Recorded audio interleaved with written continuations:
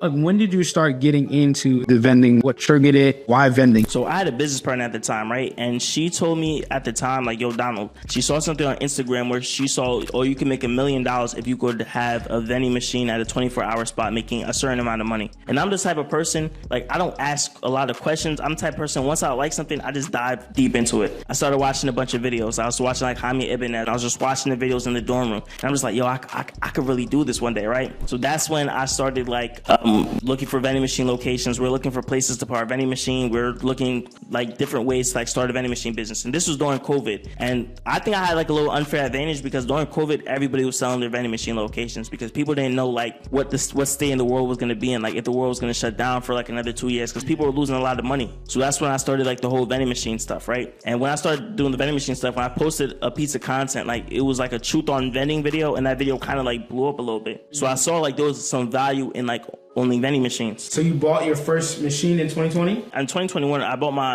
we bought our first vending machine location at the time. So it was 2 combo vending machines, and it was at like a office building. Half of it was like a beauty school, and it was a dance studio. So it was this building. We got the key to the building. It was these 2 combo vending machines, and we spent $3,000 for those 2 vending machines. But low key was a terrible deal, right? Because the guy told us that vending machine made $200 a week. We came in after like 14 days, and that vending machine only made like $14. But at the time, though, we were getting all the snacks for free at my school. Like we would have like these a bunch of like meal swipes. What do you call it? That's smart. And we would get all the snacks for free. So like all we was paying was like gas for this vending machine. So what did you end up just selling that vending machine? Did it turn around? Yeah, like over time, like because mind you, the last owners, they weren't treating the vending machine correctly. Like there was expired snacks, stuff wasn't working. They weren't like asking the customers what they like. They weren't just doing like a lot of things, right? And mind you, I documented the whole process. I tell people right now, document your process in your journey, right? Like it's crazy that I could go back and see like 3 years ago, like where I first started, right? Yeah. So that location,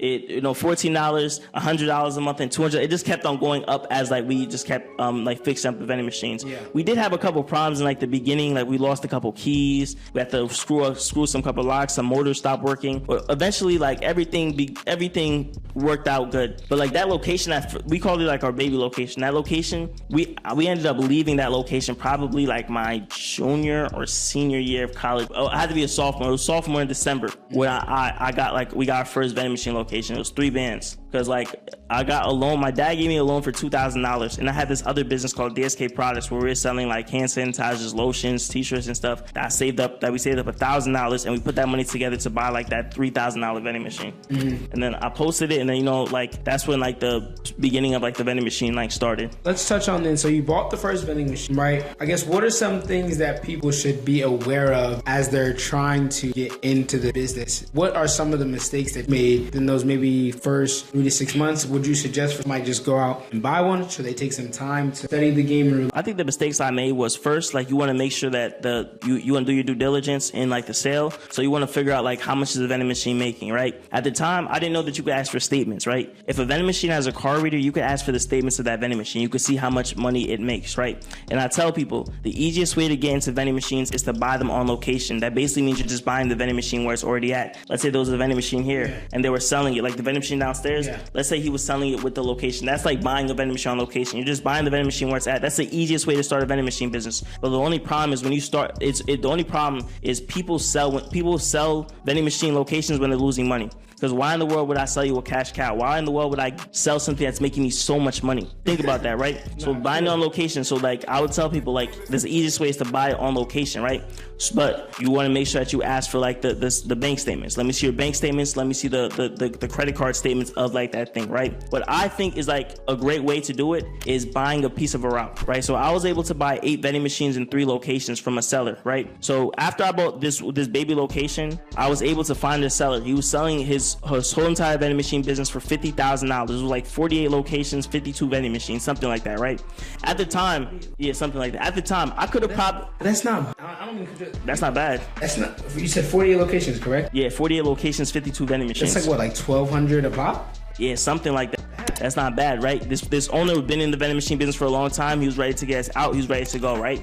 But he said something in it. He's like, hey, I could break up this route. So people were just kept buying pieces of that route. So like he didn't have like the whole route at that point. So I said, hey, can I buy a piece of this route? So he sold me 8 vending machines in 3 locations. I spent $3,500. It's like $1,100 per location, right? If you do the math on that, like each vending machine is like, what, like $500 at that point, right? So I was able to get that deal. So I had 3 vending machine locations. I spent $3,500. So now I have 8 vending machines, 3 locations, right? 6 months into that transaction, I sold one of the locations for $4,000. So I got all my money back from that deal and the money I made from that location, right? Because that location was a little bit slower, so I ended up selling it for like $4,000 for 4 vending machines, and it was like a factory and an office building. So now I got all my money back. So that's how I got like most of my locations. So I tell people, try to find pieces of companies. I find companies that are selling for like $100,000, $150,000, whatever it is, right? And I just be like, hey, can I buy a piece of that company? And now you're able to get it for cheaper, because an individual seller that's selling the vending machine location, they might sell it for like $6,000, $7,000, right? And that's kind of expensive. And what I do, right, what I'm looking for, if I'm looking to buy a vending machine on location, what I do is I take the sales price, I divide it by 10, and that's how much it should be making every single month for me to buy it. So for example, if somebody was selling the vending machine with their location for $6,000, right? I want that vending machine to be making $600 every single month in order for me to buy it. So by 12 months, I could break even and get my money back, right? That's what I'm usually looking for, right? But if you can't find that, then like I would just say try to buy a piece of a route from somebody else. That's easy to get in, right?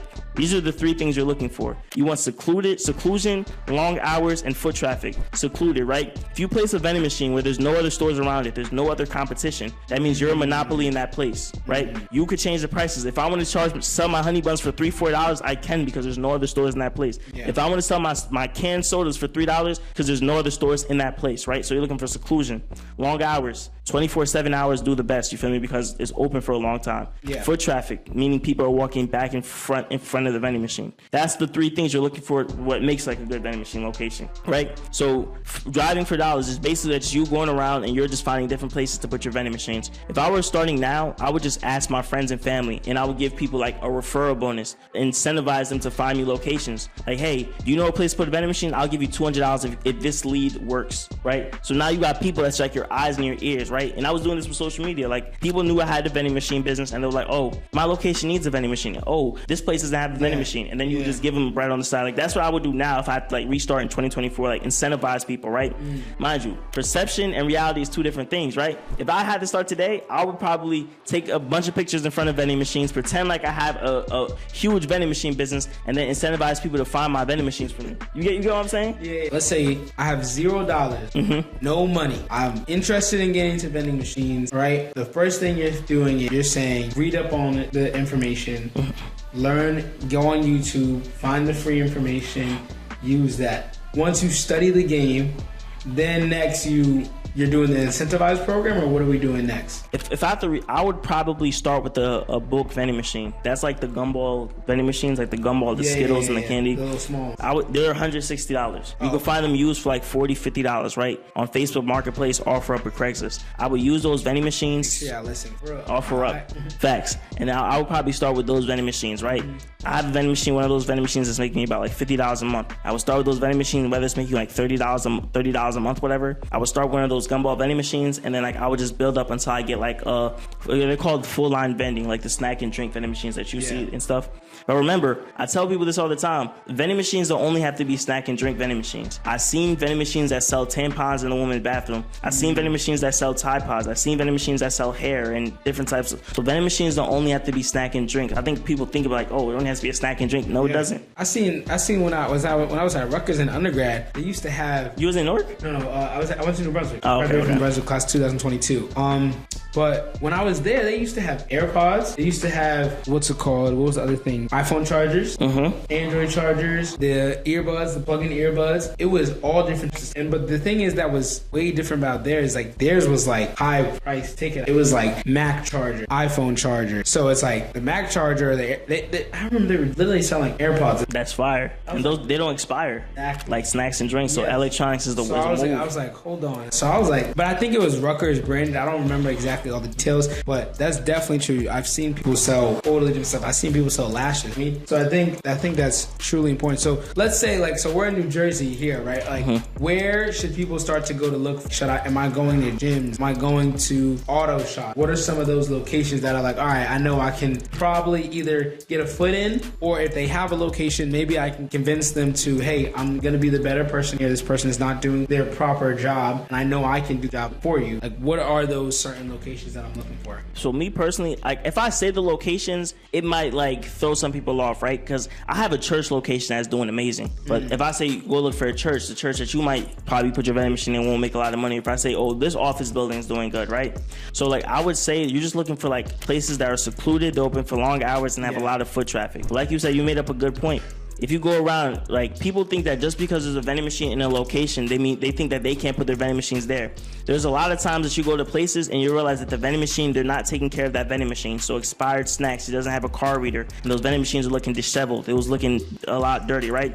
You could go up to those managers in those locations and be like, hey, I could provide a better service. I could provide better vending machines. And you could literally take over that location. I've seen it happen many times. Where I've seen locations that have vacant vending machines. Like they was trying to manage the vending machine, but the owner of that vending machine didn't have time. So they allow you to take over that vending machine. And you're, in a sense, get like a free vending machine in that sense, right? And also, too, on Facebook Marketplace, I've seen deals of people giving out free vending machines all the time. So, like, there's ways that you could get out. But mind you, when someone puts up a free vending machine, no, look, sometimes it's going in like 30 minutes. It's 30 like minutes? It's fast. So sometimes people take the vending machine for the parts. So okay. So if it's like a breakdown, take it. They break down, take it, and then the thing is gone, right? But there's a bunch of deals. I bought vending machines for $300, for $400, for $500, right? The most expensive vending machine was probably $3,000. But like, understand, like the bigger you get in the vending machine business, you're gonna want to invest in nicer vending machines when you start making like more money or the location is better. So like, I would just go and I would just ask my friends and family, like, hey, go to your job, see if your job has a vending machine, or is the vending machine being taken care of? Are there snacks and drinks nice? Do they have a card reader? I'm asking all my friends and family this. Here's my business card, right? And they're just gonna go around and they're just gonna ask like, yo, can my niece, can my nephew, can my son, can my daughter, can they put a vending machine in this business?